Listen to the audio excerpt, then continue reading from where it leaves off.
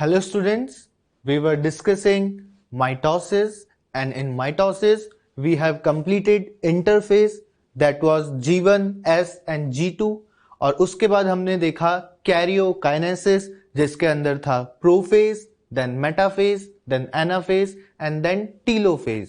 तो देखो हुआ क्या था, जो हमारा प्रोफेज था उसके अंदर जो क्रोमोसोम है दे स्टार्टेड टू अपीयर, जो क्रोमेटिन है इट स्टार्टेड टू कंडेंस और उसकी वजह से क्या हुआ, क्रोमोसोम्स स्टार्टेड टू अपीयर। वहां पर हमारा जो न्यूक्लियोलस है, एंडोप्लाज्मिक रेटिकुलम है, गोल्जी बॉडी है, न्यूक्लियर और जो न्यूक्लियर एनवेलप है ये सब डिसअपियर होना शुरू हुआ। और जैसे ही न्यूक्लियर एनवेलप डिसअपियर हो गया, सेल कहां पहुंच गया था, मेटाफेज के अंदर। मेटाफेज के अंदर क्या हुआ, जो स्कैटर्ड थे साइटोप्लाज्म के अंदर बहुत सारे क्रोमोसोम्स, उनको कहां लाया गया बेटा, सेंटर पे लाया गया, इक्वेटर पे लाया गया, मेटाफेज प्लेट बनाई गई।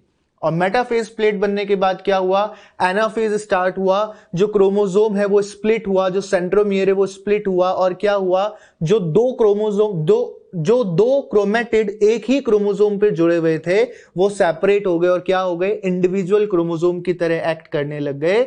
और फिर उससे क्या हुआ बेटा, क्रोमोसोम का नंबर सेल में कुछ देर के लिए डबल हो गया था।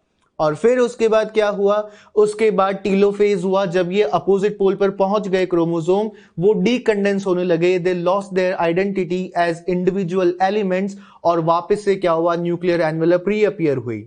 तो देखो अब एक सेल में क्या हो गया है, दो न्यूक्लियस हो गए हैं और क्या हो गया है, इसका मतलब कंप्लीट कैरियोकाइनेसिस, न्यूक्लियस का डिवीजन हो गया है, एक से दो न्यूक्लियस बन गए हैं। लेकिन अभी क्या बाकी है, अभी साइटोकाइनेसिस बाकी है। अब इन दोनों न्यूक्लियस को क्या करना है, अलग अलग सेल में पहुंचाना है, साइटोप्लाज्म को डिवाइड करना है। एक डॉटर सेल बनेगा एक न्यूक्लियस वाला, दूसरा डॉटर सेल बनेगा दूसरे न्यूक्लियस वाला, जो दोनों की क्या होंगे, आइडेंटिकल कॉपीज होंगे, दोनों एक दूसरे के क्लोन्स होंगे, पेरेंट के भी क्लोन होंगे और एक दूसरे के भी क्या होंगे, क्लोन होंगे। क्यों, क्योंकि हमको याद है एस फेज में क्या हुआ था, डीएनए का रेप्लिकेशन या डुप्लीकेशन हुआ था, एग्जैक्ट सेम डीएनए की कॉपी बनी थी। तो दोनों ही न्यूक्लियस के अंदर जो क्रोमोसोम्स पहुंचे हैं, जो डीएनए पहुंचा है, वो एक दूसरे का क्या है, रेप्लिका है। तो ये जो काम करना है, अब जो साइटोप्लाज्म का डिवीजन करना है, दैट इज साइटोकाइनेसिस। तो बेसिकली जो हमारा एम फेज है, डिवीजन फेज है, उसके अंदर फर्स्ट पार्ट हो गया कैरियोकाइनेसिस। अब देख रहे हैं अपन साइटोकाइनेसिस। अब हमको पता है, because we discuss this thing in the introduction, कि जो साइटोकाइनेसिस है वो एनिमल सेल में अलग टाइप का है, प्लांट सेल में अलग टाइप का है। एनिमल सेल में क्या होता है बेटा, furrow formation outward to inward, और प्लांट सेल में क्या होता है, सेल प्लेट का फॉर्मेशन इनवर्ड टू आउटवर्ड की तरफ होता है। वहां पर क्या होगा बेटा, इनवर्ड टू आउटवर्ड, इसको क्या बोलेंगे बेटा अपन, सेंट्रीफ्यूगल फैशन। और एनिमल सेल में क्या होगा, outward to inward, outward to inward को क्या बोलते हैं बेटा, सेंट्रीपीटल ऑर्डर या सेंट्रीपीटल फैशन। फिजिक्स में आप पढ़ोगे या पढ़ चुके होंगे इस चीज के बारे में, सेंट्रीपीटल और सेंट्रीफ्यूगल फोर्सेस। कोई चीज सेंटर से बाहर की तरफ लगती है तो उसको क्या बोलते हैं, सेंट्रीफ्यूगल, और कोई चीज अगर बाहर से अंदर की तरफ लगती है तो उसको क्या बोलते हैं बेटा, सेंट्रीपीटल। तो यहां पर क्या होगा बेटा, फरो का फॉर्मेशन होगा, प्लाज्मा मेम्ब्रेन बाहर से अंदर की तरफ पुल करी जाएगी, इस तरह से कॉन्ट्रैक्ट होगी। तो ये दिख रहा है ना अपने को, फरो बन गया है। पहले ये क्या था, इस तरह से था, अब देखो क्या हो गया है, एक कैविटी सी बन गई है, तो उसको अपन ने क्या बोला है, फरो फॉर्मेशन। ये फरो डीप होता जाएगा, अंदर की तरफ पहुंचता जाएगा और सेल क्या हो जाएगा, एक ऊपर और एक नीचे, दो डॉटर सेल हमको देखने को यहां पर मिल जाएंगे। तो फरो फॉर्मेशन किस ऑर्डर में हुआ, आउटवर्ड टू इनवर्ड, यानी कि सेंट्रीपीटल फैशन में या सेंट्रीपीटल ऑर्डर में हुआ है। अब देखो यहां पर और यहां पर एक डिफरेंस दिखता है कि यहां पर तो हमने न्यूक्लियस ड्रॉ कर रखा है, यहां पर भी न्यूक्लियस ड्रॉ कर रखा है, दो न्यूक्लियस जो है, जो कैरियोकाइनेसिस का रिजल्ट है वो हमने इस डायग्राम में ड्रॉ कर रखे हैं। बट इस डायग्राम को आप देखोगे तो यहां पर अपन ने न्यूक्लियस अभी ड्रॉ नहीं कर रखे हैं। उसके पीछे भी एक रीजन है, और रीजन ये है बेटा कि जो साइटोकाइनेसिस है, इसकी जो शुरुआत होती है वो लेट एनाफेज में ही स्टार्ट हो जाती है। जब अपन ने टीलोफेज का डायग्राम देखा था तो बेटा टीलोफेज में भी क्या देखा था अपन ने, कि टीलोफेज के अंदर ये फरो फॉर्म होता हुआ अपने को ऑलरेडी दिख गया था। अगर नहीं याद आ रहा है तो एक बार दिखा देता हूं बेटा, टीलोफेज का ये डायग्राम अपन ने देखा था। देखो टीलोफेज के अंदर फरो फॉर्म होता हुआ दिखने लग गया था ना। तो साइटोकाइनेसिस जो है बेटा वो शुरू कब हो गया था? It started in late anaphase, यानी कि टीलोफेज शुरू होने के पहले ही लेट एनाफेज में ये स्टार्ट हो चुका था और टीलोफेज आते आते ये दिखने लग गया था। अब न्यूक्लियस कब दिखता है बेटा? न्यूक्लियस वापस जब दिखता है तो टीलोफेज होता है, लेकिन ये शुरू कहां हुआ है? शुरू तो ये लेट एनाफेज में ही हो गया है, वहां पर हमको न्यूक्लियस देखने को नहीं मिलेगा। एनाफेज में तो क्या होंगे बेटा? एनाफेज में तो क्रोमोसोम्स होंगे, तो यहां पर उनको अपन ने ड्रॉ नहीं किया है क्योंकि यहां पर अपन दोबारा से एनाफेज नहीं पढ़ रहे हैं, पर फिर भी समझ लो लेट एनाफेज में क्या हुआ था? जब क्रोमोसोम अपोजिट पोल पर पहुंच चुके थे तभी क्या हो गया था बेटा? Cytokinesis start. तो स्टार्ट कैसे हुआ? पेरीफेरी पर तो क्या बनी बेटा? कॉन्ट्रेक्टाइल रिंग बनी which is composed of actin and myosin protein. और सेंटर में क्या बनी बेटा? मिड बॉडी, ये भी प्रोटीन की बनी हुई है। अब मिड बॉडी क्या करेगी बेटा? कॉन्ट्रेक्टाइल रिंग को अंदर की तरफ पुल करेगी, कॉन्ट्रेक्टाइल रिंग को अंदर की तरफ लाएगी, जिससे क्या होगा? कॉन्ट्रेक्टाइल रिंग तो प्लाज्मा मेम्ब्रेन के साथ अटैच है, ये क्या करेगी? अब प्लाज्मा मेम्ब्रेन को अंदर की तरफ पुल करेगी कॉन्ट्रेक्टाइल रिंग, और उससे क्या हो जाएगा? फरो का फॉर्मेशन। तो जो ये काम है बेटा कॉन्ट्रेक्टाइल रिंग बनने का, मिड बॉडी बनने का, ये सब काम कहां शुरू हो गया है? लेट एनाफेज में ही। उस वक्त हमको न्यूक्लियस नहीं दिख रहा था, लेकिन जैसे ही टीलोफेज आया, जब न्यूक्लियस अपीयर होने लगा, साथ में फरो भी हमको देखने को मिल गया, इसलिए यहां पर न्यूक्लियस बनाया है, यहां पर न्यूक्लियस नहीं ड्रॉ किया था। तो याद रखना है साइटोकाइनेसिस स्टार्ट्स या cytokinesis begins in the late anaphase. Furrow formation हमको कहां देखने को मिल जाएगा? टीलोफेज के अंदर। और जब टीलोफेज भी खत्म हो गया है, अब क्या हो चुका है? न्यूक्लियस पूरे के पूरे बन चुके हैं, अब केवल क्या चलेगा? साइटोकाइनेसिस। कैरियोकाइनेसिस तो खत्म हो चुका है। अब जब साइटोकाइनेसिस चलेगा बेटा प्योरली, तो क्या होगा? टीलोफेज खत्म हो चुका है, यहां प्योरली अब दो न्यूक्लियस आ चुके हैं, ये डॉटर न्यूक्लिया, ये दोनों के दोनों एक दूसरे की कॉपी रखेंगे। जो जेनेटिक मटेरियल है इनके अंदर वो दोनों का एक दूसरे का क्या है? रेप्लिका है। ऐसा नहीं है इसमें कुछ और कंटेंट है, इसमें कुछ और कंटेंट है। कंटेंट बिल्कुल इक्वल होगा और बिल्कुल सेम टाइप का कंटेंट होगा। जो जेनेटिक इंफॉर्मेशन यहां पर है वही जेनेटिक इंफॉर्मेशन यहां पहुंची है। क्यों? क्योंकि एस फेज में क्या हुआ था? डीएनए का रेप्लिकेशन हुआ था, डीएनए का डुप्लीकेशन हुआ था। उसकी वजह से क्या हुआ? जब अपना कैरियोकाइनेसिस चला तो वहां पर हमने क्या देखा था? डबल क्रोमेटिड वाले क्रोमोसोम। एक क्रोमोसोम पे दो क्रोमेटिड थे, दोनों क्या थे? सिस्टर क्रोमेटिड, दोनों एक दूसरे का रेप्लिका थे। और क्या हुआ बेटा? इन रेप्लिका को क्या किया था? स्प्लिट कर दिया था, एक दूसरे से दूर कर दिया था एनाफेज में। और एक क्रोमेटिड कहां पहुंच गया था? एक पोल पे, दूसरा क्रोमेटिड दूसरे पोल पे। उन्हीं क्रोमेटिड्स ने ऊपर एक न्यूक्लियस बनाया, नीचे एक न्यूक्लियस बनाया, तो दोनों क्या है? इनका अंदर जो कंटेंट है डीएनए का वो एक दूसरे का रेप्लिका है, सेम टू सेम है, आइडेंटिकल है, एक दूसरे का क्लोन है। तो बनने वाला सेल भी क्या होगा? एक दूसरे के आइडेंटिकल होगा, सेम टू सेम होगा, एक दूसरे का जेनेटिकली क्लोन होगा। तो इसके लिए अब क्या करना है बेटा? यहां पर जो ये फरो है ये डीपन हो जाएगा। वो कॉन्ट्रेक्टाइल रिंग और क्या करती जाएगी? अंदर की तरफ कॉन्ट्रैक्ट होती जाएगी, और उस कॉन्ट्रैक्शन से क्या हुआ? फरो जो है, ये कैविटी जो है ये और डीप हो गई, और बस थोड़ी सी और डीप हुई, और क्या हो जाएगा बेटा? उसके बाद दो सेल्स का फॉर्मेशन हो जाएगा। कैरियोकाइनेसिस तो पहले ही हो चुका था, अब साइटोकाइनेसिस भी कंप्लीट। ये देखो साइटोप्लाज्म हाफ ऊपर और अप्रोक्सीमेटली हाफ नीचे हो गया है। ये इंडिविजुअल न्यूक्लियस इसका, ये इंडिविजुअल न्यूक्लियस इसका, ये साइटोप्लाज्म इस सेल का, ये साइटोप्लाज्म इस सेल का। दो डॉटर सेल बन गए हैं जो क्या है? दोनों एक दूसरे के क्लोन हैं, एक दूसरे के क्या है? जेनेटिकली आइडेंटिकल हैं। इसी के साथ क्या हुआ? एनिमल सेल का साइटोकाइनेसिस तो कंप्लीट हो गया। सिमिलरली प्लांट में भी तो क्या होगा? साइटोकाइनेसिस होगा।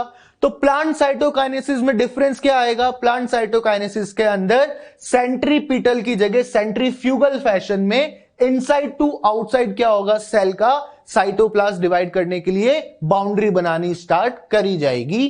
तो वो देखो किस तरह से होगा। ये प्लांट सेल साइटोकाइनेसिस है। अब यहां पर देखो क्या है? ये जो स्ट्रक्चर है सबसे बाहर वो क्या है? सेल वॉल जो रेड कलर का है। जो ब्लू कलर का बना रखा है वो क्या है? Plasma membrane. अब देखो यहां पर भी इस डायग्राम के अंदर अपन ने न्यूक्लियस नहीं बनाया है, इस डायग्राम में बनाया है। Why? Because cytokinesis starts in late anaphase, वहां पर न्यूक्लियस नहीं दिखता है, और साइटोकाइनेसिस चलना शुरू हो जाता है लेट एनाफेज से। न्यूक्लियस कहां आके दिखेगा अपने को, टीलोफेज पर आकर, और टीलोफेज खत्म होने के बाद क्या होगा, साइटोकाइनेसिस, और क्या हो जाएगा, सेल डिवाइड हो जाएगा। अब देखो प्लांट सेल में क्या चाहिए, प्लांट सेल के अंदर चाहिए फ्रैग्मोप्लास्ट, जो क्या करवाने वाला है, साइटोकाइनेसिस कराने वाला है। तो बेटा जो इक्वेटर है, जो सेल का सेंटर है, वहां पर फॉर्मेशन होगा फ्रैग्मोप्लास्ट का। अब फ्रैग्मोप्लास्ट क्या चीज है, फ्रैग्मोप्लास्ट के अंदर गोल्जी वेसाइकल्स होंगे, फ्रैगमेंट्स होंगे एंडोप्लाज्मिक रेटिकुलम के। देखो फ्रैग्मोप्लास्ट का मतलब ये मत समझ लेना कि फ्रैग्मोप्लास्ट मतलब फ्रैगमेंट्स ऑफ एंडोप्लाज्मिक रेटिकुलम। वो जो नाम है फ्रैग्मो और फ्रैगमेंट थोड़ा सा राइम करते हैं, पर फ्रैग्मोप्लास्ट का मतलब ये नहीं है कि सिर्फ फ्रैगमेंट ऑफ एंडोप्लाज्मिक रेटिकुलम है। फ्रैग्मोप्लास्ट के अंदर तीन चीजें हैं, fragment of endoplasmic reticulum, Golgi vesicles and fragments of spindle microtubules. अब ये फ्रैग्मोप्लास्ट क्या बनाएगा बेटा, ये सेल प्लेट का फॉर्मेशन करेगा सेंट्रीफ्यूगल ऑर्डर में।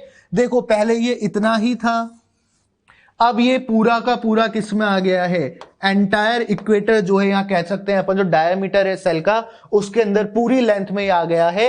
तो अंदर से बाहर की तरफ ग्रो हुआ है, ये ग्रो हुआ है, यहां कह सकते हैं कि फ्रैग्मोप्लास्ट का यहां पर फॉर्मेशन हुआ है। और इससे जो ये स्ट्रक्चर बना है, ये पूरा स्ट्रक्चर क्या है, दैट इज सेल प्लेट। तो याद रखना सबसे पहले क्या अपीयर होगा, फ्रैग्मोप्लास्ट, फ्रैग्मोप्लास्ट से क्या बन जाएगा, पूरा का पूरा सेल प्लेट बन जाएगा। सेल प्लेट बनने का ऑर्डर क्या है, इनवर्ट टू आउटवर्ड, यानी कि सेंट्रीफ्यूगल ऑर्डर है। अब जब सेल प्लेट बन जाएगी तो बेटा सेल प्लेट बनने के बाद क्या होगा, जो गोल्जी वेसाइकल्स हैं इसके अंदर, they will start to release calcium and magnesium pectates, which is the plant cement, which will form the middle lamella। हमें याद है, हमने जब सेल वॉल का स्ट्रक्चर पढ़ा था तो वहां अपन ने ये बात अपन ने करी थी कि दो एडजेसेंट प्लांट सेल्स के बीच में कॉमन लेयर होती है, that is middle lamella, which is composed of calcium and magnesium pectates, in which amount of calcium is more। तो बेटा ये वही चीज है, ये जो सेल प्लेट बन गई है, इस सेल प्लेट के अंदर गोल्जी वेसाइकल्स ने क्या रिलीज करा, calcium and magnesium pectate. Calcium का अमाउंट ज्यादा होगा तो ये क्या बना देगा बेटा, अब ये बनाने लगेगा यहां पर मिडिल लैमिला। और जब मिडिल लैमिला का फॉर्मेशन हो जाएगा, ये क्या आ गया बेटा, मिडिल लैमिला आ गया। अब जब मिडिल लैमिले का फॉर्मेशन आ गया तो देखो ये न्यूक्लियस यहां पर है, ये न्यूक्लियस यहां पर है, ये साइटोप्लाज्म रहा इस जगह पर, ये साइटोप्लाज्म रहा इस जगह पर। लेकिन कुछ कमी है यहां पर अभी, ध्यान से देखो कमी क्या है, केवल मिडिल लैमिला अपीयर हुआ है अभी, प्लाज्मा मेम्ब्रेन कहां है, सेल वॉल कहां है, अभी साइटोकाइनेसिस पूरा नहीं हुआ है। ऑल्दो साइटोप्लाज्म के बीच में एक बाउंड्री तो आ गई है, लेकिन अभी ये पूरा एक सेल और ये पूरा एक कंप्लीट सेल नहीं बना है, क्योंकि यहां पर क्या है, प्लाज्मा मेम्ब्रेन नहीं है, सेल वॉल नहीं है। तो बेटा मिडिल लैमिला बनने के बाद क्या होगा, इस जगह पर प्लाज्मा मेम्ब्रेन अपीयर होगी। और जब प्लाज्मा मेम्ब्रेन अपीयर होगी, उसके बाद प्लाज्मा मेम्ब्रेन क्या करेगी, प्लाज्मा मेम्ब्रेन अपने बाहर की तरफ क्या सिंथेसाइज करेगी, सेल वॉल। तो देखो फाइनली जब साइटोकाइनेसिस कंप्लीट होगा प्लांट का, तो हमें देखने को मिलेगा कि बीच में जो मिडिल लैमिला बना हुआ था, उसके बाद क्या हुई बेटा, ये प्लाज्मा मेम्ब्रेन आई, और इस प्लाज्मा मेम्ब्रेन ने अपने बाहर की तरफ क्या फॉर्म किया, सेल वॉल का फॉर्मेशन करा।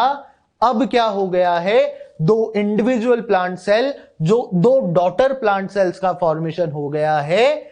ये इस सेल का न्यूक्लियस, ये इस सेल का न्यूक्लियस, ये इस सेल का साइटोप्लाज्म, ये इस सेल का साइटोप्लाज्म, ये इस सेल की प्लाज्मा मेम्ब्रेन, ये इस सेल की प्लाज्मा मेम्ब्रेन, और ये रेड कलर से जो बना रखा है बेटा, ये इस सेल की सेल वॉल, और ये वाली जो रेड कलर से बना रखी है, ये इस सेल की क्या हो गई है, सेल वॉल हो गई है।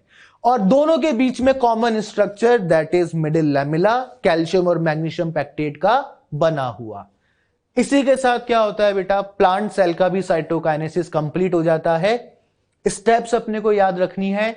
सबसे पहले क्या बना बेटा, सबसे पहले आया फ्रैग्मोप्लास्ट। फ्रैग्मोप्लास्ट ने क्या बनाया बेटा, फ्रैग्मोप्लास्ट ने बनाई सेल प्लेट। कौन से ऑर्डर में बेटा, सेंट्रीपिटल या सेंट्रीफ्यूगल, इनसाइड टू आउटसाइड बना है, इनवर्ट टू आउटवर्ड यानी कि सेंट्रीफ्यूगल। फ्यूगल फैशन में या सेंट्रीफ्यूगल ऑर्डर में क्या बनाई इसने, सेल प्लेट। सेल प्लेट ने क्या करा बेटा, सेल प्लेट के अंदर जो गोल्जी वेसाइकल्स थे उन्होंने क्या रिलीज करा, कैल्शियम और मैग्नीशियम पैक्टेट। उससे क्या बन गया बेटा, उससे बन गया मिडिल लैमेला। और मिडिल लैमेला बनने के बाद क्या हुआ, मिडिल लैमेला बनने के बाद प्लाज्मा मेम्ब्रेन अपीयर हुई और प्लाज्मा मेम्ब्रेन ने अपने बाहर की तरफ क्या सिंथेसाइज कर दिया, सेल वॉल। और अब क्या हो गया, दो इंडिविजुअल प्लांट के सेल्स, दो डॉटर सेल जो एक दूसरे के क्या हैं, क्लोन्स हैं, एक दूसरे के बिल्कुल आइडेंटिकल हैं, उनका फॉर्मेशन हो गया है। So that is all about cytokinesis. हमने प्लांट साइटोकाइनेसिस भी डिस्कस कर लिया और इसके जस्ट पहले भी अपन ने एनिमल सेल साइटोकाइनेसिस भी डिस्कस कर लिया है। तो देखो बेटा, अपन ने क्या देख लिया है, माइटोसिस देख लिया है, अपन ने उसके अंदर इंटरफेज भी देख लिया, एम फेज के अंदर कैरियोकाइनेसिस और साइटोकाइनेसिस भी देख लिया। अब दो सेल बन गए हैं एक सेल से। अब याद करो, अपन ने इंट्रोडक्शन के टाइम पर थोड़ी सी बात करी थी N2N वाले कॉन्सेप्ट की, 2C 4C वाले कॉन्सेप्ट की। अब उसको एक बार अपन अच्छे से एक बार देख लेते हैं। वहां पर भी अपन ने बेसिक डिस्कस किया था, उसी को थोड़ा सा और डायग्रामेटिकली अपन यहां पर एक बार वापस से देख रहे हैं। अब देखो क्या है कि जो इंटरफेस के अंदर सेल होता है, जब सेल इंटरफेस के अंदर है तो नो डाउट वहां पर हमको न्यूक्लियस दिखेगा, क्रोमोसोम्स नहीं दिखेंगे। बट अपने को डीएनए का रेप्लिकेशन समझना है, अपने को समझना है कि डीएनए डुप्लीकेट होने से कंटेंट 2C से 4C कैसे हुआ। तो अपन just for better understanding interface में क्या मान के चल रहे हैं कि अगर क्रोमोसोम दिखते तो किस तरह के दिखते। तो बेटा ऐसा है कि इंटरफेस के अंदर जब सेल इंटरफेज में है तब अंदर जो क्रोमोसोम देखने को मिलेगा वो सिंगल क्रोमैटिड वाला देखने को मिलेगा। मतलब क्या, हाइपोथेटिकली अपन बात कर रहे हैं, वैसे तो वहां नहीं दिखेगा, पर अपने बेटर अंडरस्टैंडिंग के लिए अपन बात करें कि वहां क्रोमोसोम दिखता अगर तो कैसा दिखता, सिंगल क्रोमैटिड वाला क्रोमोसोम दिखता। अब देखो ये क्या है, क्रोमोसोम नंबर 1, ये भी क्या है, क्रोमोसोम नंबर 1। यानी कि एक जैसे एक टाइप के कितने क्रोमोसोम हैं सेल के अंदर, there are 2 chromosomes of same type. ये भी क्रोमोसोम 1, ये भी क्रोमोसोम 1। अगर एक ही क्रोमोसोम होता तो एक ही सेट होता। अब यहां पर क्या है, दो सेट हैं, एक जैसी दो चीजें हैं, पेयर में है, तो इसको क्या बोलेंगे अपन, कंडीशन को 2N, कि यहां पर क्या है, there exist 2 sets of genetic information. अब ये आई कहां से, अपने को पता है कि जो सेक्सुअली रिप्रोड्यूसिंग ऑर्गेनिजम्स हैं, अपन ह्यूमंस की ही बात कर लेते हैं, तो ह्यूमन का जो फॉर्मेशन होता है वो कैसे होता है, मदर और फादर के गैमेट से, ओवम और स्पर्म के फ्यूजन से। तो बेटा जो गैमेट्स होते हैं वो हैप्लॉइड होते हैं, उनमें एक ही सेट होता है इंफॉर्मेशन का। तो बेटा हुआ क्या होगा कि जब दो गैमेट्स फ्यूज हुए होंगे, इसके अंदर भी एक क्रोमोसोम 1, इसके अंदर भी एक क्रोमोसोम 1, जब ये दोनों फ्यूज हुए, फर्टिलाइज हुए, तो रिजल्टिंग सेल कैसा बना, डिप्लॉइड बना। उसमें एक जैसे क्या हो गए, 2 क्रोमोसोम, ये N था, ये भी N था, इससे क्या बना, 2N बना। हैप्लॉइड गैमेट से, ये क्या है, हैप्लॉइड गैमेट, इससे क्या बना, इनके फ्यूजन से डिप्लॉइड सेल बना, जिसको अपन क्या बोलते हैं, जाइगोट बोलते हैं। ठीक है, तो इसी से पूरी की पूरी ह्यूमन बॉडी बनी है। तो हमारी बॉडी में अब जितने भी सोमेटिक सेल्स हैं जिससे हमारी बॉडी बनी हुई है, उन सब के अंदर क्या है, 2-2 सेट है जेनेटिक इंफॉर्मेशन के। तो बस बेटा वही तो अपन बात कर रहे हैं। अब यही सेल क्या करने वाले हैं, डिवाइड करने वाले हैं, ताकि बॉडी ग्रो हो, या फिर जब बॉडी ग्रो हो चुकी तो बॉडी में कहीं इंजरी है तो वो चीज रिपेयर हो, या फिर कुछ जो बॉडी के पार्ट्स हैं जो कंटिन्यूसली डैमेज होते रहते हैं वो क्या हो सके, रिप्लेस हो सके। फॉर एग्जाम्पल स्किन है, डेड होती है, ठीक है, लेकिन स्किन क्या होती रहती है, इसकी कुछ लेयर, कुछ पार्ट शेड होता रहता है जो बिल्कुल एपिडर्मिस के टॉप मोस्ट सेल्स होते हैं, और नए सेल्स उनकी जगह क्या करते रहते हैं, लेते रहते हैं। तो रिप्लेसमेंट चल रहा है कंटिन्यूसली। जब बॉडी में ग्रोथ हो रही है या इंजरी हो गई है, रिपेयर प्रोसेस चल रहा है, तब भी क्या हो रहा है, सेल डिवाइड कर रहे हैं। हमारी बॉडी में ब्लड का फॉर्मेशन हो रहा है, तो क्या है बेटा, आरबीसी का जो प्रीकर्सर सेल है, स्टेम सेल है, वो डिवाइड कर रहा है और क्या कर रहा है, नए आरबीसी बना रहा है।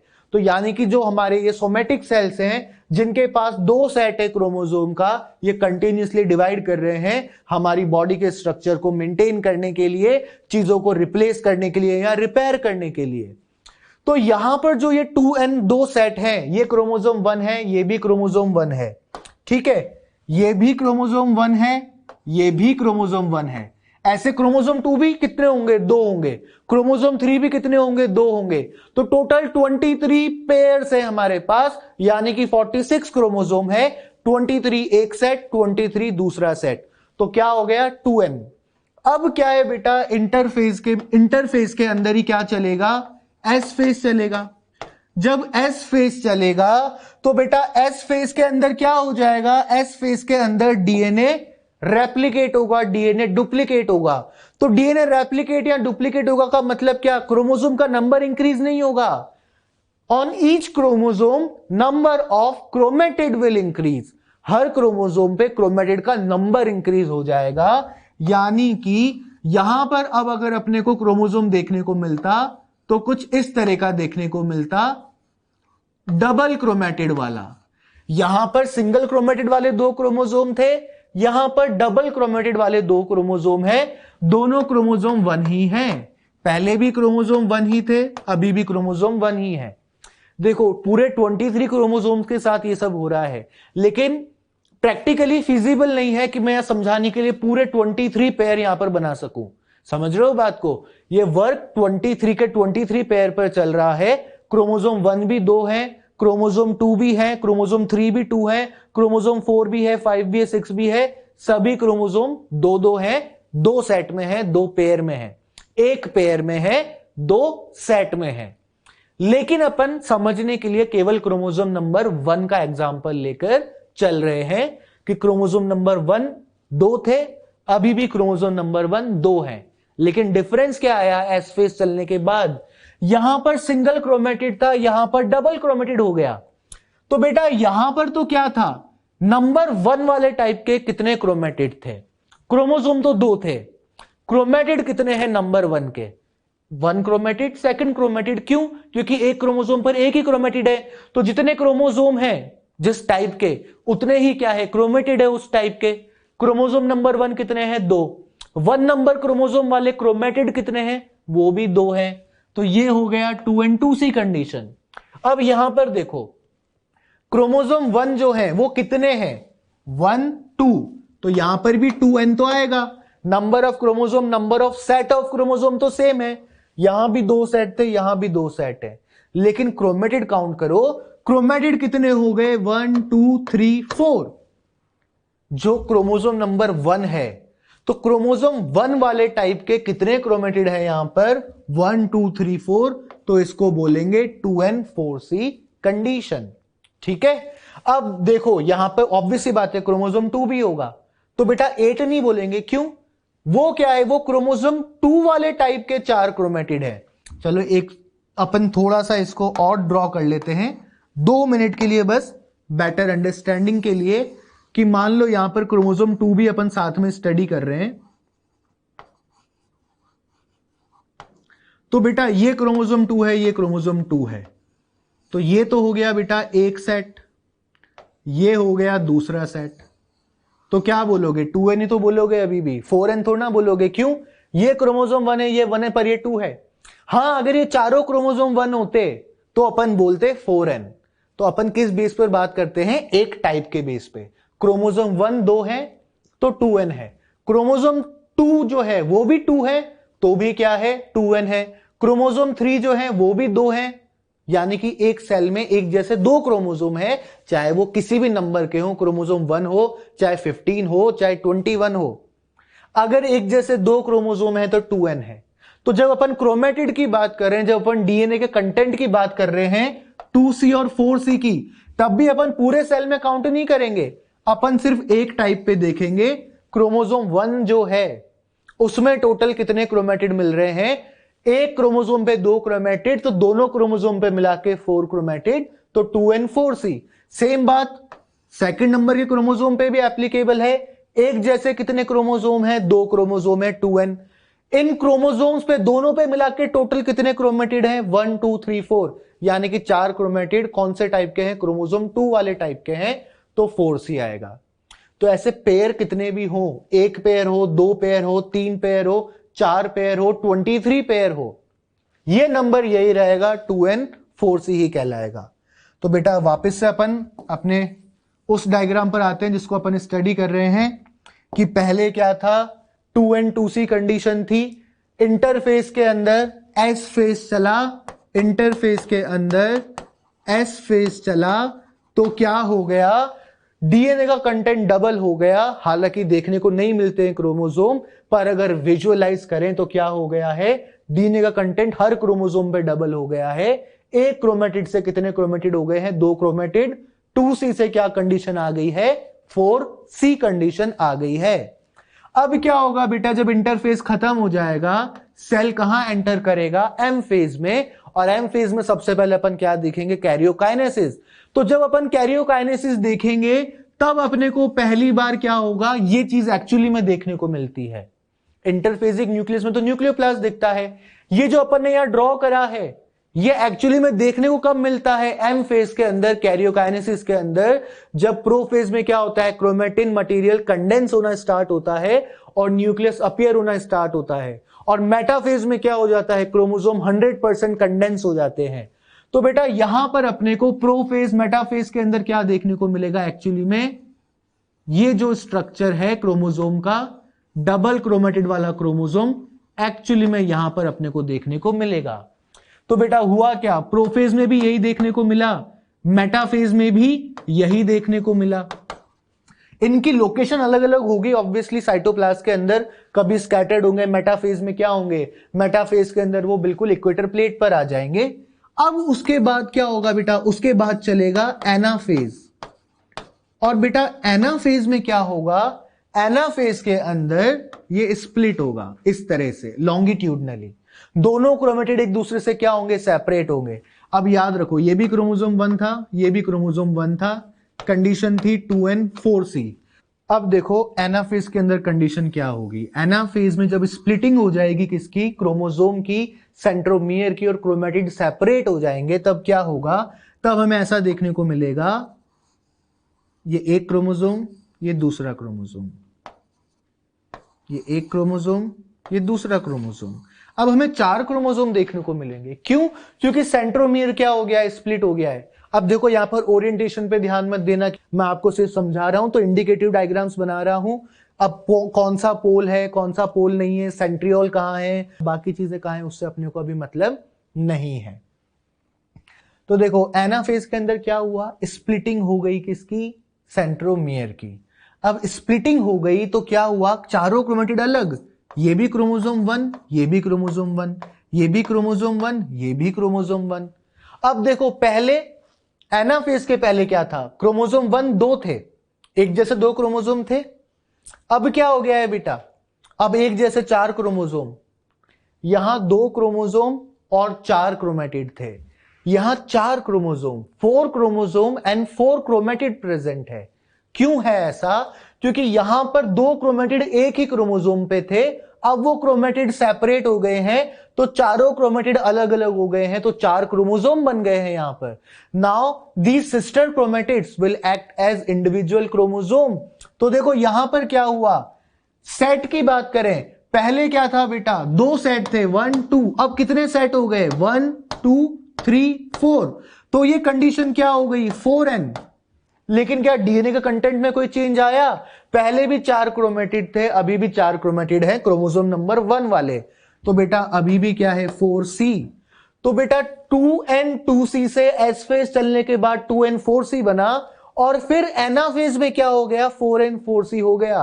अब एनाफेज के बाद क्या होता है, टीलोफेज, ये दोनों ऊपर, ये दोनों नीचे, यानी कि अपोजिट पोल्स पर, और क्या हो जाएंगे, डीकंडेंस हो जाएंगे, 2 न्यूक्लियस बन जाएंगे। और 2 न्यूक्लियस बनने के बाद क्या होगा, 2 सेल बन जाएंगे। अब जब ये 2 सेल बनेंगे, दोनों में अपना अपना न्यूक्लियस जाएगा, यानी कि ये वाला पार्ट इसमें चला जाएगा और ये वाले 2 क्रोमोसोम इसमें। तो बेटा यहां पर क्या होगा, ये इस तरह से पहुंचेगा। अब देखो ये भी क्रोमोसोम 1 है, ये भी क्रोमोसोम 1 है, ये भी क्रोमोसोम 1 है, ये भी क्रोमोसोम 1 है, चारों ही क्रोमोसोम 1 है, पर ये दो क्रोमोसोम ऊपर वाले सेल में, ये दो क्रोमोसोम नीचे वाले सेल में, ये डॉटर सेल्स हैं। पहले ये चारों क्रोमोसोम एक सेल में थे तो 4n4 सी कंडीशन थी। अब देखो क्या हो गया, दो क्रोमोसोम इस सेल में, दो क्रोमोसोम इस सेल में, ये भी क्रोमोसोम 1 है, ये भी क्रोमोसोम 1 है, ये भी क्रोमोसोम 1 है, ये भी क्रोमोसोम 1 है। तो यहां पर क्रोमोसोम नंबर 1 का काउंट करो कितने क्रोमोसोम है, 1 2, तो 2n बोलोगे यहां पर। और क्रोमेटिड कितने हैं, वो भी तो दो ही हैं, तो ये क्या हो गया 2n2c। और यहां पर देखो, यहां पर भी क्या है, एक जैसे दो क्रोमोसोम है, यानी कि यहां पर क्या है, दो सेट है, एक पेयर है, तो क्या बोलेंगे 2n, पेयर में है क्योंकि क्रोमोसोम। और क्रोमेटिड कितने हैं टोटल, एक टाइप के 1 2, क्योंकि एक क्रोमोसोम पे एक ही क्रोमेटिड है, तो 2n2c। अब क्या होगा बेटा, देखो ना वापस इनिशियल कंडीशन आ गई। अब दोबारा से सेल ग्रो करेगा, दोबारा से इंटरफेज में जाएगा, ग्रो करेगा, दोबारा से एस फेज चलेगा। अब क्या होगा बेटा, ये अब इंटरफेज यहीं से काउंट होगा, पूरा ग्रोथ आ गई ना। तो बेटा क्या होगा, अब वापस से सेल ग्रो करेगा, वापस से एस फेज चलेगा, वापस से डीएनए का कंटेंट डबल होगा। फिर हमको ये ऐसा देखने को मिलेगा प्रोफेज, मेटाफेज में, एनाफेज में क्या हो जाएगा, फिर से क्रोमोसोम का नंबर डबल पर डीएनए का कंटेंट सेम। और फिर एनाफेज के बाद जब साइटोकाइनेसिस होगा, टीलोफेज के बाद, एनाफेज के बाद टीलोफेज, और टीलोफेज के बाद साइटोकाइनेसिस, वापस से दो सेल बन जाएंगे, आधा आधा हो जाएगा, 4n4c का half, 2n2c 2n2c। This is cell cycle. तो हमें अब ये याद रखना है कि जब सेल नया नया बन के आता है तब उसको अपन क्या बोलते हैं, 2n2c। क्यों, क्योंकि वो डिप्लॉइड सेल है इसलिए 2n, और वहां पर डीएनए का कंटेंट क्या है, 2c है। लेकिन एस फेज चलने के बाद, इंटरफेज के अंदर एस फेज चलने के बाद डीएनए का कंटेंट डबल हो जाता है, तो क्या हो जाता है 2n4c। देखने को क्रोमोसोम कहां मिलते हैं एक्चुअली में, प्रोफेज, मेटाफेज, एनाफेज में। लेकिन एनाफेज में क्या हो जाता है, ये दो क्रोमेटिड वाला क्रोमोसोम स्प्लिट हो जाता है, दोनों क्रोमेटिड अलग हो जाते हैं, तो अपने को एक जैसे चार क्रोमोसोम देखने को मिलते हैं। तो डीएनए का कंटेंट तो 4c ही रहता है, लेकिन क्रोमोसोम का नंबर डबल हो जाता है 4n। लेकिन एनाफेज होने के बाद क्या होता है, टीलोफेज, और टीलोफेज के बाद साइटोकाइनेसिस, तो दो डॉटर सेल बन जाते हैं, दोनों के पास अपना अपना न्यूक्लियस और आधा आधा जेनेटिक मटेरियल। तो 4n4c का आधा 2n2c 2n2c, एंड इसके इसी तरह से क्या होती रहेगी, सेल साइकिल कंटिन्यूअसली चलती रहेगी। तो बेटा अपन ने माइटोसिस पूरा देख लिया है, n 2n वाला कॉन्सेप्ट, 2c 4c वाला कॉन्सेप्ट, ये चीजें समझ ली हैं। माइटोसिस एज अ डिवीजन जो प्रोसेस है वो तो कंप्लीट हो गया है। अब क्या देखना है अपने को, significance of mitosis. Significance of mitosis में अभी अपन जो बातें करेंगे वो बेसिक कुछ कुछ बातें अपन थ्रू आउट दी टॉपिक करते आए हैं, अब उनको एक बार एक पेज पर क्लियरली देख लेते हैं। जो सिग्निफिकेंस है माइटोसिस का, सबसे पहली बात तो बेटा, mitosis results in production of diploid daughter cells with identical genetic complement. यही तो अपन बात कर रहे हैं बार बार कि जो माइटोसिस हो रहा है उससे जो डॉटर सेल बन रही है वो एक दूसरे से आइडेंटिकल है, जेनेटिकली आइडेंटिकल है, एक दूसरे की क्या है, क्लोन है, और एक दूसरे की ही नहीं, पेरेंट की भी। भाई बात क्या है, ये जो पेरेंट सेल है ये डिवाइड होकर क्या बने हैं, दो डॉटर सेल। तो डॉटर सेल्स अपने पेरेंट की कॉपी है, पेरेंट के ही जैसी है, और एक दूसरे की भी क्या है, कॉपी है। पेरेंट के भी आइडेंटिकल हैं, लेकिन पेरेंट का तो एग्जिस्टेंस खत्म हो गया ना, पेरेंट सेल तो डिवाइड होकर किस में कन्वर्ट हो गया, दो डॉटर सेल में कन्वर्ट हो गया।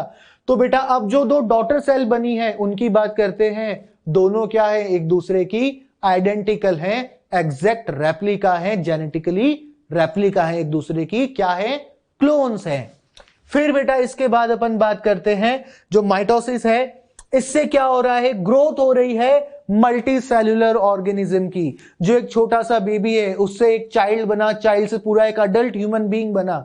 तो बॉडी की जो ये हाइट इंक्रीज हुई, मास इंक्रीज हुआ बॉडी का, ये कैसे हुआ, क्योंकि सेल का नंबर इंक्रीज हुआ। और सेल का नंबर कैसे इंक्रीज हुआ, by the process of mitosis. Mitosis से क्या हुआ, एक सेल से दो सेल बने, दो से क्या बने, 4 सेल, 4 से 8 सेल, 8 से 16, इस तरह से क्या हुआ, धीरे धीरे बॉडी का साइज बढ़ता गया, बॉडी का मास बढ़ता गया, ग्रोथ हुई मल्टीसेल्युलर ऑर्गेनिज्म की ड्यू टू माइटोसिस। फिर बेटा तीसरी बात, जब सेल की ग्रोथ होती है तो बेटा क्या होता है, साइटोप्लाज्म इंक्रीज हो जाता है, न्यूक्लियोप्लाज्म तो उतना ही रह जाता है। तो क्या हो जाता है बेटा, न्यूक्लियोसाइटोप्लाज्मिक रेशियो जो है वो डिस्टर्ब हो जाता है, न्यूक्लियस जो है उसका कंट्रोल लूज होने लग जाता है, किस पे से, साइटोप्लाज्म पे से। तो न्यूक्लियस को क्या करना है, रीगेन करना है कंट्रोल, उसके लिए क्या करना पड़ेगा, न्यूक्लियोसाइटोप्लाज्मिक रेशियो को रिस्टोर करना पड़ेगा। तो वो काम भी कौन कराता है, माइटोसिस कराता है। अपन ने बात करी थी इसकी कॉजेज ऑफ माइटोसिस के अंदर, याद करो कैरियोप्लाज्मिक इंडेक्स वाली जो थ्योरी थी कि एक सेल है, इसके अंदर ये न्यूक्लियस है, न्यूक्लियोप्लाज्म को मान लो let suppose it is 10 unit और साइटोप्लाज्म कितना है 20 यूनिट। तो यहां पर कैरियोप्लाज्मिक इंडेक्स कितना है बेटा 10/20 यानी कि 1/2 है। फिर बेटा ये सेल ग्रो करा, ग्रो होने से क्या हुआ, साइटोप्लाज्म का अमाउंट इंक्रीज हो गया, न्यूक्लियोप्लाज्म तो उतना ही है 10, साइटोप्लाज्म हो गया 40। तो बेटा अब इसका कैरियोप्लाज्मिक इंडेक्स कितना हो गया 10/40 हो गया। और 10/40 का मतलब क्या हो गया बेटा, 10/40 का मतलब 1/4 ही रह गया। जो न्यूक्लियोप्लाज्मिक रेशो है, जो कैरियोप्लाज्मिक इंडेक्स है, वो क्या हो गया, डिक्रीज हो गया, साइटोप्लाज्म ज्यादा हो गया, न्यूक्लियस कंट्रोल नहीं कर पाएगा इतने सारे साइटोप्लाज्म को। तो अब सेल क्या करेगा, डिवाइड करेगा। जब सेल डिवाइड करेगा तो क्या हो जाएगा बेटा, दो न्यूक्लियस, दोनों में 10-10 यूनिट क्या आ गया, न्यूक्लियोप्लाज्म आ गया, और साइटोप्लाज्म 50-50 कर लो, 40 का हाफ 20 इधर 20 इसके अंदर। तो देखो ना cytoplasmic ratio, nucleocytoplasmic ratio, karyoplasmic index वापस से क्या हो गया 10/20, 10/20 यानी कि 1/2। तो बेटा रीस्टोर हो गया ना क्या, न्यूक्लियोसाइटोप्लाज्मिक रेशो। तो ये काम किसने करवाया है, न्यूक्लियोसाइटोप्लाज्मिक रेशो को रीस्टोर कराने का। This work has been done by mitosis, या फिर अपन बोल दे माइटोटिक डिवीजन। और बेटा इसके बाद सिर्फ इतना ही काम नहीं है, अभी और भी सिग्निफिकेंस है इसका। अगला सिग्निफिकेंस देखो, जो रिपेयर हो रही है, जो बेटा सेल रिपेयर यहां टर्म लिखा है, इसका मतलब क्या समझो, टिश्यू की रिपेयर। ऐसा नहीं है कि एक सेल जो है वो दूसरे सेल को रिपेयर कर रहा है, बेसिकली क्या हो रहा है, टिश्यू की रिपेयर हो रहा है। वो कौन कर रहा है, वो हमारा माइटोटिक डिवीजन कर रहा है। कैसे, कहीं पर कट लग गया, इंजरी हो गई, वुंड हो गया, अब बेटा वो चीज वापस से रिपेयर हो गई, तो रिपेयर कैसे हो गई, वहां पर जो सेल डैमेज थे वो तो चले गए, वो तो उनकी तो डेथ हो गई, उनकी जगह न्यू सेल्स ने ले ली, जो आसपास के सेल से उन्होंने डिवीजन किया, सेल का नंबर इंक्रीज किया और उस जगह को वापस से क्या कर दिया, हील कर दिया। उसके अलावा आप बात करें एपिडर्मिस की, जो हमारी स्किन की टॉप मोस्ट लेयर होती है, वो डेड सेल्स की बनी होती है, और ऊपर ऊपर के कुछ सेल्स क्या होते हैं, धीरे धीरे शेड होते रहते हैं। तो बेटा अगर ऊपर के सेल सारे ही शेड हो जाएंगे, सारे सेल शेड हो गए और नीचे से कोई नया सेल नहीं आया, तो डेड वाली लेयर तो पूरी गायब आ जाएगी, अंदर की इनर लेयर एक्सपोज हो जाएगी। ऐसा नहीं होता है, क्यों, क्योंकि जो नीचे लिविंग सेल्स हैं वो कंटिन्यूसली डिवाइड करके ऊपर आते जाते हैं, और ऊपर वाली डेड वाली लेयर क्या है, रिप्लेस होती जाती है। मतलब देखो क्या हो रहा है कि सपोज ये लिविंग सेल है, ये लिविंग सेल डिवाइड होकर क्या बना रहे हैं, ऊपर डेड सेल की लेयर बना रहे हैं, ठीक है। अब क्या हुआ, ऊपर की एक लेयर क्या हो गई बेटा, शेड ऑफ हो गई। तो अब क्या होगा, ये सेल डिवाइड करेंगे ना, तो बेटा क्या होगा, ये वाले सेल तो ऊपर आ जाएंगे और नीचे क्या आ जाएगी, एक और नई यहां पर लेयर आ जाएगी। इस तरह से क्या होगा, स्किन की जो लेयर्स है वो मेंटेन रहेगी, ऊपर वाली लेयर शेड होती रहेगी, नीचे से नई लेयर बन के आती जाएगी, क्योंकि जो लिविंग वाले सेल्स हैं ये सेल्स क्या करते रहेंगे, डिवाइड करते रहेंगे। ऐसा नहीं कि उन्होंने उस सेल को रिपेयर कर दिया, उसको लिविंग बना दिया। लिविंग सेल डिवाइड हुआ, ऊपर गया, ऊपर के सेल की डेथ हो गई, डेड सेल शेड ऑफ हो गया, लिविंग सेल ने फिर डिवाइड करा, फिर सेल ऊपर पहुंचे, फिर एक डेड सेल की लेयर बनी रहेगी। ऐसे हमारी लाइनिंग ऑफ गट जो है, एलिमेंट्री कैनाल की जो अंदर लाइनिंग है हमारे, वो भी कंटिन्यूसली रिपेयर होती रहती है, रिप्लेस होती रहती है by the help of mitosis. ऐसे ही हमारा ब्लड का जो सिंथेसिस हो रहा है, ब्लड का सिंथेसिस कैसे हो रहा है, स्टेम सेल प्रेजेंट है हमारे बोन मैरो के अंदर। स्टेम सेल क्या कर रहा है, डिवाइड करके वापस से स्टेम सेल बना रहा है। ये क्या है, स्टेम सेल, ये भी क्या है, स्टेम सेल। अब ये जो एक स्टेम सेल है ये क्या कर रहा है, माइटोसिस करके आरबीसी बना रहा है। अब इसके पास तो न्यूक्लियस है, इसके पास भी न्यूक्लियस है, पर इसके पास न्यूक्लियस नहीं है। अब ये आरबीसी जब ओल्ड हो जाएगा, इस आरबीसी की क्या हो जाएगी, डेथ हो जाएगी। अब इस आरबीसी की डेथ हो गई तो बेटा नया ब्लड कहां से आएगा, ब्लड में तो आरबीसी की कमी हो जाएगी। तो बेटा ये एक स्टेम सेल बच रहा है ना, देखो ये स्टेम सेल भी गायब हो गया, क्यों, क्योंकि डिवाइड होकर 2 सेल में कन्वर्ट हो गया। अब इस सेल ने क्या करा बेटा, नया आरबीसी बना दिया। अब इस आरबीसी की भी डेथ हो गई तो ये किस्सा तो खत्म हो गया। अब दोबारा आरबीसी कैसे बनेगा, अब दोबारा से ये स्टेम सेल क्या करेगा, माइटोसिस करेगा। माइटोसिस करके वापस से क्या हुआ, 2 स्टेम सेल बने। और क्या हुआ बेटा, एक स्टेम सेल ने फिर माइटोसिस करा और क्या बना दिया, आरबीसी बना दिया। अब ये जो आरबीसी है इसकी भी क्या हो जाएगी, एक टाइम के बाद डेथ हो जाएगी। तो फिर से सेम प्रोसेस चलेगा, ये सब गायब हो जाएगा हमारे पास, लेकिन अभी भी स्टेम सेल प्रेजेंट है। ये फिर से क्या करेगा, डिवाइड होकर 2 स्टेम सेल बनाएगा और एक स्टेम सेल क्या कर देगा, आरबीसी बना देगा। अब देखो ये नंबर पे फोकस मत करना कि एक स्टेम सेल ने 2 स्टेम सेल बनाए, दूसरे ने क्या करा, आरबीसी बनाए 2। भाई ये एक इंडिकेटिव अपन ने ले लिया कि एक स्टेम सेल से 2 स्टेम सेल बने और सेकंड स्टेप में माइटोसिस हुआ। हो सकता है बहुत सारे स्टेम सेल बन रहे हो और बहुत सारे स्टेम सेल आरबीसी बना रहे हो। नंबर पे ध्यान नहीं देना, कॉन्सेप्ट को समझो कि किस तरह से माइटोसिस क्या कर रहा है, ब्लड का फॉर्मेशन कर रहा है, स्किन की लेयर को मेंटेन कर रहा है, कहीं इंजरी हो रही है तो उस टिश्यू का क्या कर रहा है, वो रिपेयर कर रहा है। फिर बेटा इसके अलावा एक और सिग्निफिकेंस है माइटोसिस का। माइटोसिस का एक और सिग्निफिकेंस क्या है, जो मल्टी सेलुलर ऑर्गेनिज्म का पूरा डेवलपमेंट हुआ है वो किसने कराया है, माइटोसिस ने। ऑर्गेनिज्म का जो डेवलपमेंट हुआ, कौन से ऑर्गेनिज्म का, मल्टी सेलुलर ऑर्गेनिज्म का, जो अपनी लाइफ को जाइगोट से स्टार्ट करता है। अभी अपन ने बात करी थी ना, 2 गैमेट्स के फ्यूजन से क्या बना, एक डिप्लॉइड जाइगोट। तो सिंगल सेल स्टेज से पूरा का पूरा एक फीटस बना, एक पूरा का पूरा इन्फेंट बना, उससे पूरा का पूरा एक चाइल्ड बना, पूरा का पूरा एक अडल्ट ऑर्गेनिज्म बना। ये सारा जो डेवलपमेंट हुआ है ये किसने करवाया है, डेवलपमेंट भी और ग्रोथ भी, ये सब कौन करवा रहा है, पूरी बॉडी का एक जाइगोट से वो करवा रहा है mitosis. So this is the significance of mitosis. इसी के साथ अपना माइटोसिस वाला पोर्शन कंप्लीट हुआ।